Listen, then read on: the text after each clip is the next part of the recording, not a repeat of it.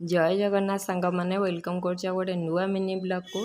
तो आज गुरुमा हठात कहले ता बाबा को कि रिधि दीदी ना रे दीटा गछ दिंतु आ रिधि दीदी से निजे लगेबे तो से किसी नुआ शिखिबे। नुआ आरंभर एक सुंदर मुहूर्त। आज रिधि दीदी से स्कूल रे प्रथम कर एक फूल गछ लगाई आउ प्रकृति सहित जोड़ी हेबा एवं परिवेशर जत्न नेबा शिखिबा पई यह एक छोट प्रयास। छोट छोट हाथ रे से माने जो उत्साहर सह माटी और गछ सह समय बिताइले ताहा देखि सतरे बहुत खुशी लगिला। आशा करुच्ची से माने एही गछ परी सुंदर भाव बढ़ी चलतु। से मानको शिक्षा देथिबा शिक्षक और शिक्षयित्री को अनेक अनेक धन्यवाद। आपण माने भी आशीर्वाद करंतु कि रिधि दीदी तांकर ए नुआ जीवन रे जो पाद देइचंती से बहुत सुंदर भल मनीष होइकी रुहंतु। आउ भल मनीष हेबा संगे संगे भल पाठ पढ़ंतु, स्कूल देशर ना रखंतु।